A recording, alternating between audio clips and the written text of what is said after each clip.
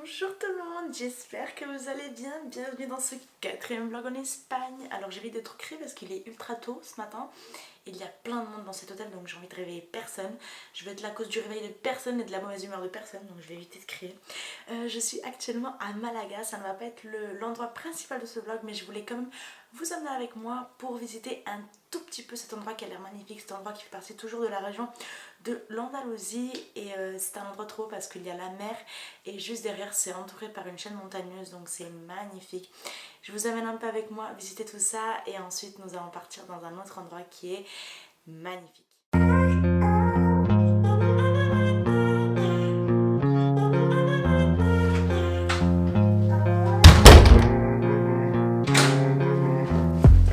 Non, je rigole, vous venez avec moi, on y va.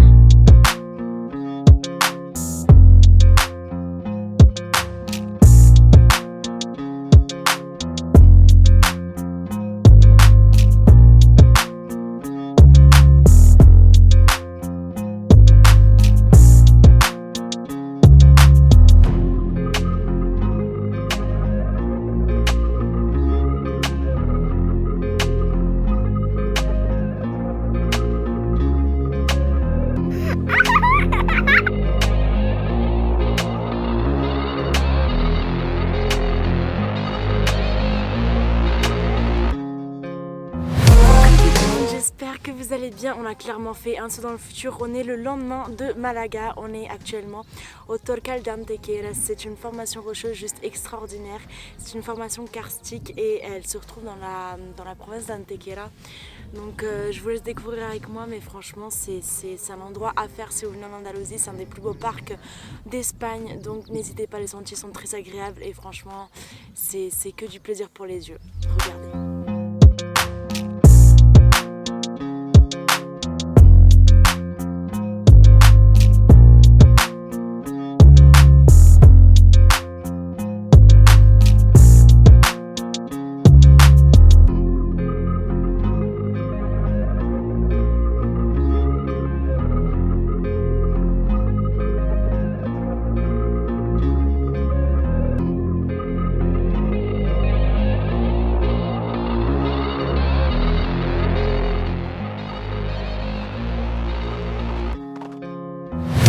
Et une seconde plus tard pour vous, je suis enfin arrivée à Granada, une Granada qui est très connue en Andalousie, notamment pour l'Alhambra qui est perchée sur les collines de Granada, et c'est une ville qui est située dans le contrefort de la Sierra Nevada et franchement son caractère très médiéval, son architecture très médiévale et je pense connue dans le monde entier, donc j'ai franchement très hâte de visiter.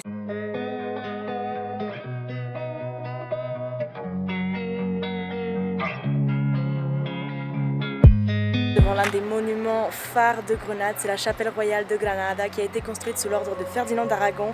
Je suis désolée, elle est en train de faire ses vocalises elle là-bas. Bref, elle a été construite sous les ordres de Ferdinand d'Aragon car il voulait être enterré en fait dans l'endroit où il avait eu sa plus grande victoire sur les musulmans. Regardez cette bâtisse qui est juste magnifique.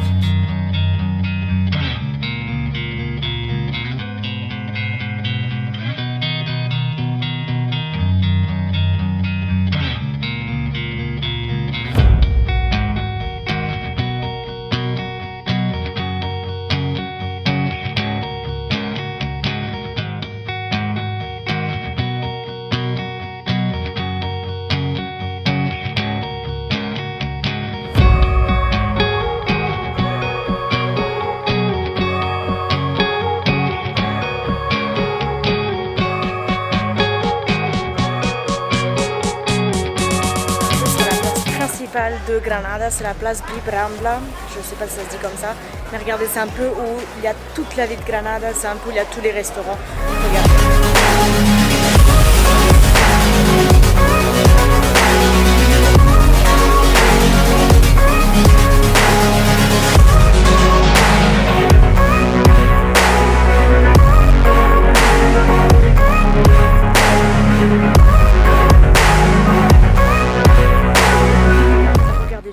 En train de me balader dans les jardins de l'université. Titi, mon petit cœur. Titi.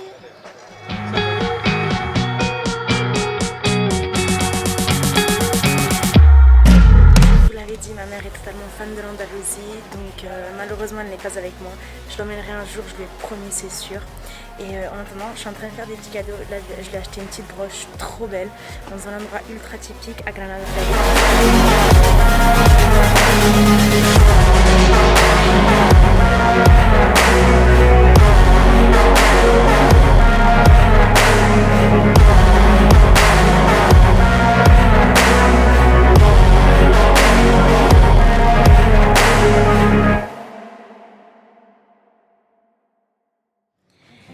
Coucou tout le monde, j'espère que vous allez bien. Alors aujourd'hui, programme, je vais visiter l'Alhambra qui est le monument le plus important de la ville de Granada. Et c'est une enceinte en fait qui est en forme et qui forme une grande diversité de palais et une grande diversité de jardins. C'est en fait un endroit qu'on appelle la ville-château à l'intérieur de Granada. Donc Alhambra, ça veut dire rouge en arabe. On ne sait pas encore pourquoi ils ont choisi ce nom. Il paraît que c'est parce que dû à la couleur de cette bâtisse. Et c'est une bâtisse en fait qui a beaucoup de caractéristiques musulmanes, qui est un style qui dérive en fait du monde arabe. Donc j'ai hâte de voir tout ça et je vous amène avec moi. Je pense que ça va être magnifique.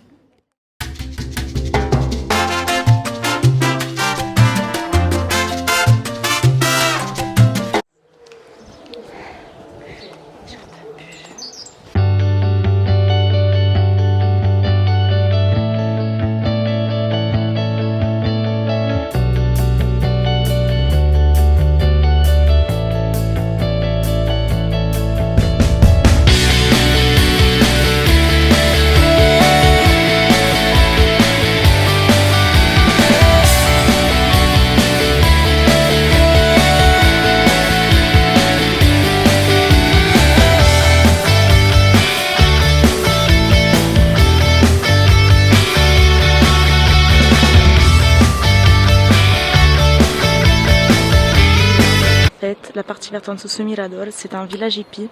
Je ne sais pas si je vais y aller étant toute seule, mais ça a l'air vraiment atypique et incroyable. Donc si vous y allez, si vous venez à Granada, allez-y. Regardez, c'est juste là, comme ça vous le savez.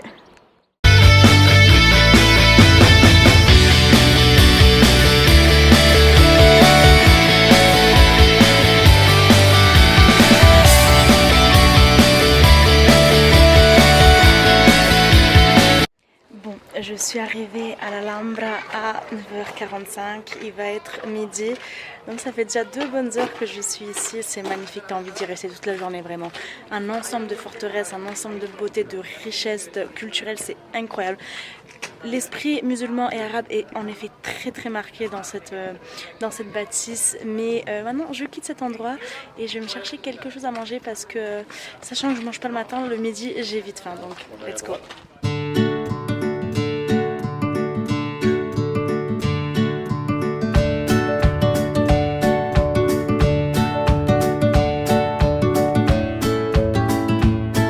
Franchement, j'adore le changement entre les cultures comme ça parce que là, par exemple, je viens d'aller manger dans un resto espagnol. J'en ai fait que 3 depuis quand je suis en Espagne, oui, je sais.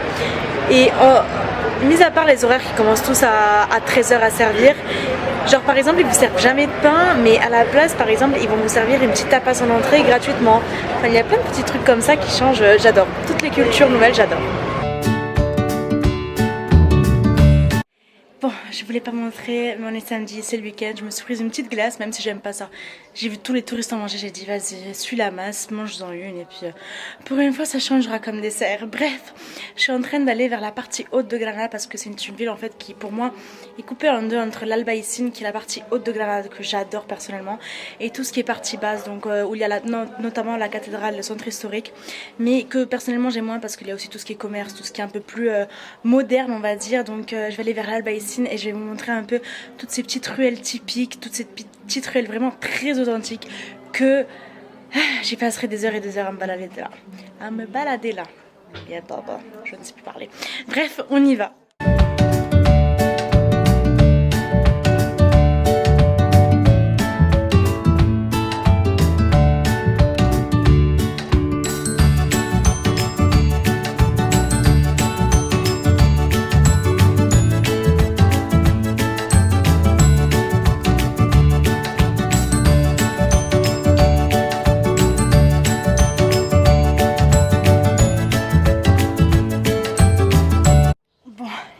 s'attacher les cheveux. Conseil, ne venez pas en Andalousie en été parce que certes dans certains endroits il y a la plage, mais il fait vraiment très chaud. Et genre si vous venez à Granada, vous allez être servi. Vous avez que des montées. Vous avez vu Lisbonne? À côté Lisbonne c'est une cacahuète, vraiment. Granada c'est là au niveau des montées, t'es full sport ici, full quadrille, full fessier, full montée, full tout ce que tu veux, mais full chaleur aussi. Regardez, quand j'étais juste là, tout à l'heure je vous ai parlé d'un village hippie. Et bien regardez, il est juste là. En fait ils vivent tous dans des petites cabanes comme ça là, et certaines sont même, comme celle-ci, un peu encastrées dans la montagne. Ultra typique, désolée. J'ai encore des escaliers, j'en peux plus. Je sais pas si je vais y aller parce qu'il y a déjà des mecs qui m'ont abordé de ce village. Donc je vais essayer de m'incruster derrière quelqu'un qui est en train d'y aller. Puis on va essayer d'y aller, mais je vous promets rien.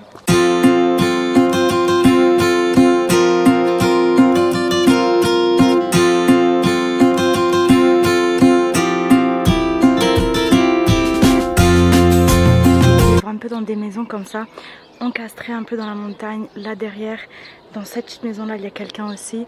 C'est pour se protéger de la chaleur en fait, parce que c'est comme des petites grottes où la chaleur ne pénètre pas, il fait toujours très frais.